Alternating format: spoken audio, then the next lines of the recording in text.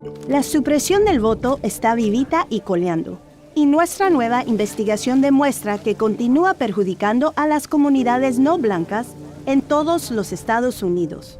Al principio, las personas no blancas no tenían permitido votar. Luego, recibieron amenazas de violencia si votaban. Después, al tener que pagar impuestos para votar, pasar pruebas casi imposibles y enfrentar otras barreras, muchos se quedaban sin votar. Los sitios de votación se trasladaron a ubicaciones que les hacían aún más difícil votar. La manipulación de distritos electorales hizo que su voto no valiera nada. Llamamos a la diferencia entre el porcentaje de personas blancas que votan y el de personas no blancas que votan, incluidos los latinos, la brecha racial en la participación electoral. En 1965, el Congreso encontró una solución: la Ley de Derecho al Voto. Esta ley obligaba a los estados y condados con una historia de discriminación racial en las urnas a que obtuvieran el permiso del gobierno federal antes de cambiar sus reglas electorales. La Ley de Derecho al Voto funcionaba. Durante 40 años, la brecha racial en la participación en las elecciones disminuyó.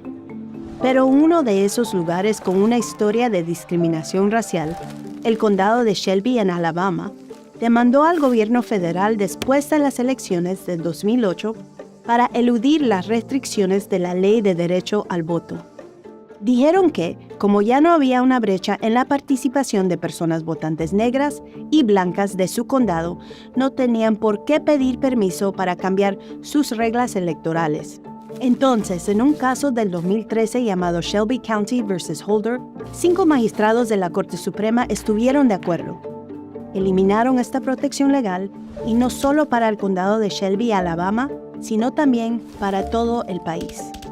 La magistrada Ruth Bader Ginsburg dijo que sabotear la Ley de Derecho al Voto cuando estaba funcionando era como tirar a la basura tus paraguas en una tormenta porque no te estás mojando. Y tenía razón, pero la mayoría de la Corte aún logró lo que quería. A las pocas horas, varios estados comenzaron a implementar leyes que dificultaban el voto de muchas personas estadounidenses. Como era de esperar, apuntaron contra las comunidades no blancas. Y la brecha racial en la participación electoral volvió a agrandarse. Y se sigue agrandando. En las últimas elecciones, la brecha racial en la participación fue la causa de 14 millones de votos perdidos de comunidades no blancas. La brecha fue peor entre las comunidades latinas, cuya participación en las elecciones fue de 22 puntos porcentuales más baja que la del electorado blanco en 2022.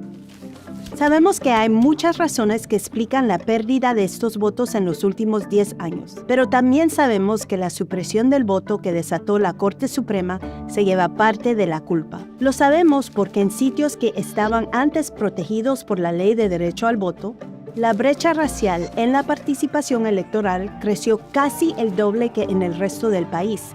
La supresión del voto no es un problema del siglo XIX ni del siglo XX. Es algo que está pasando ahora mismo y podemos medir su impacto en las urnas.